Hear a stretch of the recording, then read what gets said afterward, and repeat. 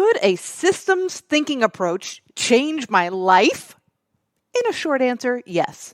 Stick with me for today's episode where I'll show you how a systems thinking approach can help you leverage the most effective ways to overcome obstacles and reach your dreams much faster. The following was recorded in front of a live studio audience at the Studio 21 Podcast Cafe. This is the United Podcast Network. Welcome to Rat Race Reboot. I'm your host, Laura Noel. And as a certified coach and former 27-year military leader, each week I provide bite-sized mindset pivots that will help you reset your mind, reawaken your spirit, and regain your control.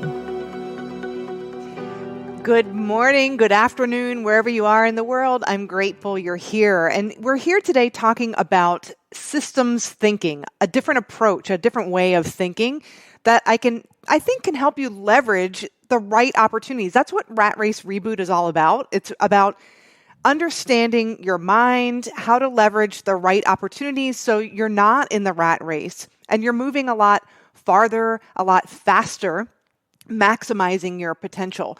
So systems, what is a system? So I can think about a simple stock flow. We have the input, the system, and then the output. So if you think about car manufacturing, you've got computer components, that's the input, and then the manufacturing plant is the system, and then the output is a car. Your body has several systems. We have our digestive system, our muscular system, our nervous system. And I also like to think about your mind as a system. So you have your opportunity or an idea or a goal. And that system, the lens through which you see the world, is your paradigm or your corporate culture. And then the output is your result. Now, if you take those systems, that's a really simple depiction of a system.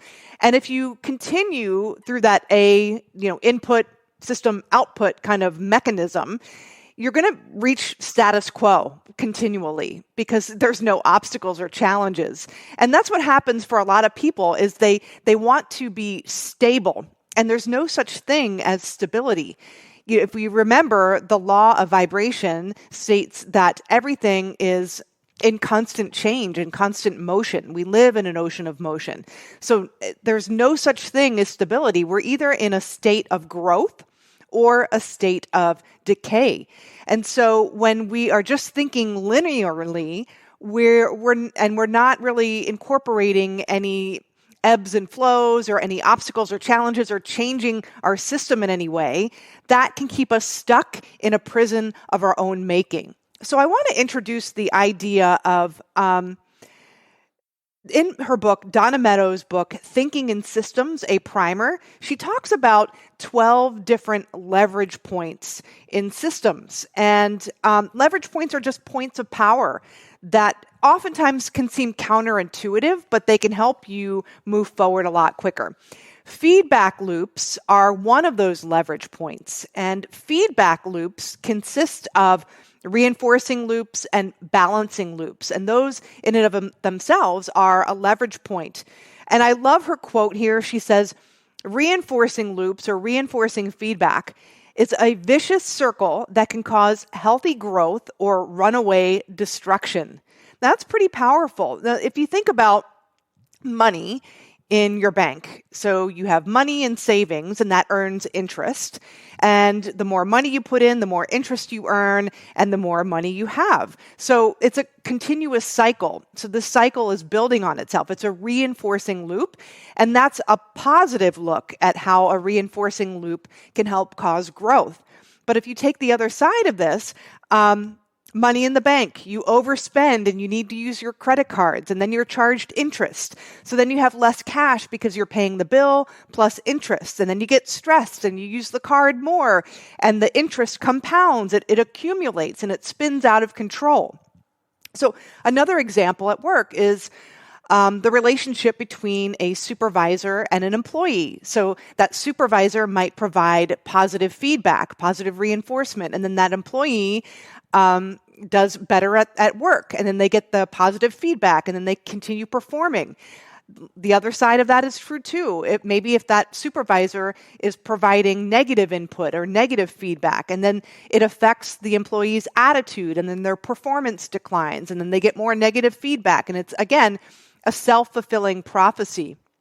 So not many feedback loops continue going on and on and on and on in perpetuity until they explode or implode, or there's something that takes effect, a balancing loop that helps kind of bring things back into balance. So if we think about a thermostat in your home, that regulates the temperature in your home. So that's how it works. So if you take the employee situation, there could be a balancing loop here. So we have the positive feedback of the supervisor. They're giving the employee positive feedback, and that fuels his performance or her performance. And so after a while, that employee might experience burnout. Maybe they're a people pleaser. Maybe, they're just doing all of the things all of the time, and they're just becoming exhausted. So their performance starts to decline.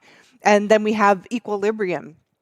So instead of thinking about, A causes B, so how instead of thinking that employee feedback causes employee behavior, instead of thinking linearly, systems thinking gets you to think a little bit deeper. It gets you to ask the question, and I have some things written down here, how might B, employee performance, cause A, negative feedback?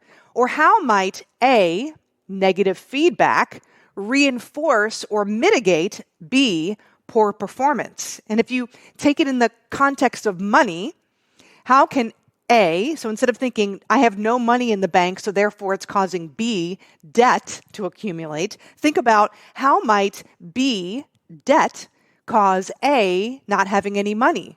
So there's other loops that could be at play, other balancing loops like compound interest or stress spending, for example. So how might A, having no money, reinforce or mitigate B, having more debt in the bank? And it could be maybe you cut back, maybe you work more, maybe you ask for a raise. So those are balancing loops that bring everything back into balance. But what's important here is your system will determine the direction of these feedback loops. So that brings me to another important leverage point, and that is the system itself, or in the context of the mind or our thinking, our paradigm or our corporate culture. And it's interesting because your paradigm and that system, that influences, Donella Meadows talks about 12 different leverage points that you could leverage within an organization to get you moving farther, faster. But paradigm influences about 10 of those. So if you can really hone in on your thinking and your paradigm, you can cut to the chase a lot faster and have some massive impact in your results. So when it comes to the system, your paradigm, again, that's going to determine the speed and the rate at which these feedback loops get into motion. That, as she mentions, that healthy growth or runaway destruction. So think about your paradigm. You have a healthy system, a healthy paradigm, a healthy self-image. And let's take it into the context of everyday life. Let's take, for example, somebody who wants to get in shape or who wants to lose weight. And they have a healthy system. They have a healthy paradigm and self-image. And they have all the tools. They have the workout plan. They have the fitness instructor. They have the nutrition plan. Everything, all of that's dialed in. And they see themselves as capable, as worthy, as beautiful. Maybe they even see themselves as an athlete. So the more fit they get, the greater their confidence, the more they continue to adopt healthy habits until a balancing loop comes into play. Maybe they reach their goal or they set another goal. So let's take this same scenario with a person who doesn't have a healthy paradigm or a healthy mind system. And so they have the same resources. They have the same fitness instructor, the same nutrition plan, the same workout. They have all the tools at their disposal. The only thing that's different is their system, their mind system. It's not as healthy. So maybe they see themselves as not being worthy or lacking, or like this is going to be too difficult for them. So a balancing loop comes into play. Remember that thermostat that I talked about earlier? That's a balancing loop in your home. So just like the thermostat controls the temperature of your home, your paradigm and that system controls the temperature of your life. So what will happen is that person will lose weight because they've changed their behavior, but over time, that balancing loop operating within the paradigm itself, it's undetectable, will pull them back to their set point. So the weight they lost, they'll find. Okay. And that's a sad state of affairs to be in. So shifting your paradigm is paramount here. It's your path of least resistance to reaching your goal or your corporate vision is not necessarily in changing the process itself. It's in changing the underlying cause of results, which is the paradigm. So as Buckminster Fuller says, you got to build a new model that makes the old one obsolete. So linear thinking, my plan caused weight gain or for me to fall off the track, A caused B. Instead of doing that, think about some of the feedback loops that might be at play. Those feedback loops will offer cues and clues as to what paradigms are prevalent in your thinking. So where did the plan break down, for example? Did I hit snooze instead of working out? Well, why? I wasn't motivated. Well, why? Because I failed at this before. Well, why? Because I feel unhealthy. So if you start asking yourselves why, I love the exercise, the 5 whys, you can start drilling down to uncover some unconscious thought patterns that might be holding you back. The key here is you've got to understand, one, in systems thinking, that to understand feedback loops, first and foremost, that those are operating systems and they're governed by the operating system of your mind. You got to understand that they're there to begin with. Instead of thinking linearly, you've got to understand that there are other things at play and be willing to ask yourself the difficult questions and drill down. You've got to understand also that the root cause of your results it's your paradigm. It comes from the corporate culture. That's the underlying cause of a lot of these feedback loops and a lot of these leverage points, whether they're effective or ineffective. And then you've got to make a decision to change your paradigm and get help in doing that, because we all have blind spots. There are a lot of things. There's more to meet the eye, more than meets the eye when it comes to systems thinking and when it comes to the decisions we make. These feedback loops, they alter the decisions we make. Our paradigms alter the decisions we make, and our paradigms alter the feedback loops and balancing loops that we allow ourselves to even get pulled into. It's a really interesting thing. So if you want to learn more about that, I encourage you to get some support. If you want to have a conversation with me in terms of where some of your blind spots be, where are some of these feedback loops operating, where can you leverage some of these points within your system to maximize your potential and your growth, then get on a call with me. We'll put my calendar in the show links. You can also subscribe to ratracereboot.com and get connected that way, or even find me on LinkedIn. Message me. Let's get into a conversation and get you moving forward faster. All right. So as we end every episode of Rat Race Reboot, I want to get you connected with your vision for your future. If you got thinking about some of your paradigms that might be holding you back, get thinking about what would you rather believe? What would you rather see happen in your organization? Don't get caught up in the how right now. Let's get into a dreaming stage. Now, I always end these sessions with taking inspired action, getting in harmony with your goal or your vision for what you want to create in the future. So let's do that right now. So take a deep breath in through your nose. Hold it, and then exhale fully and completely.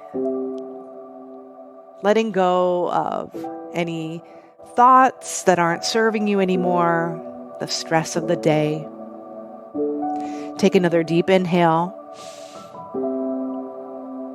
and exhale.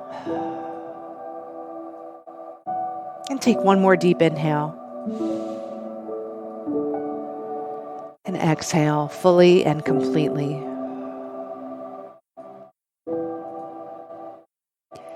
And think about what you might like to create in your life, in your team, or in your organization.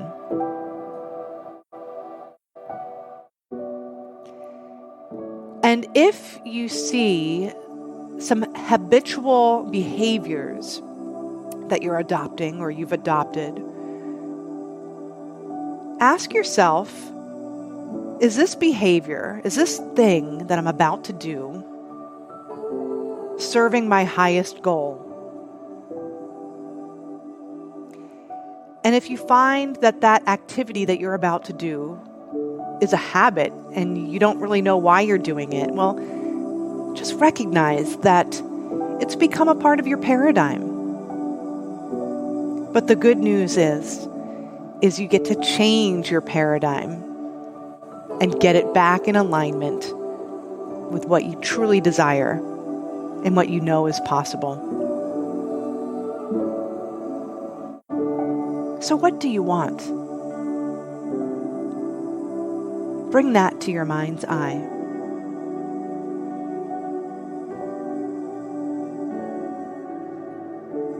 How does it feel being a part of the team you're working with?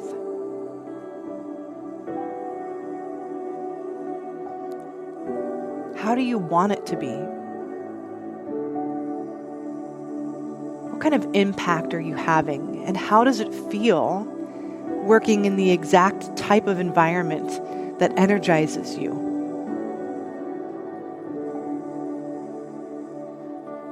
And what are some more empowered ways that you could be thinking to get you there? What are some more productive paradigms you could adopt right now if there were no obstacles?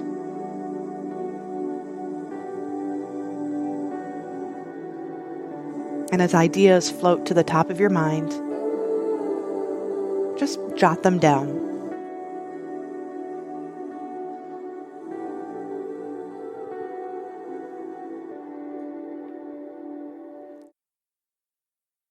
Welcome back, everybody. I hope that was helpful for you. And this is one of the things that we do after every episode of Rat Race Reboot, where we get connected with the vision of what we truly want to create. And when we're in that space, in that headspace, and we can feel what it feels like through our 5 senses, and we have ideas or flashes of inspiration, those ideas and inspirations are in harmony with what you want to create. So write them down. Take action on them.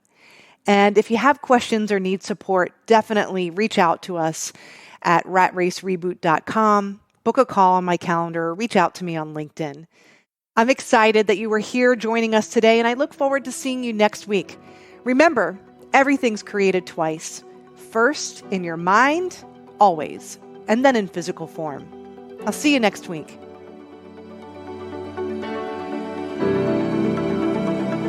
The views and opinions expressed by the hosts, guests, or callers of this program do not necessarily reflect the opinions of the Studio 21 Podcast Cafe, the United Podcast Network, its partners, or affiliates.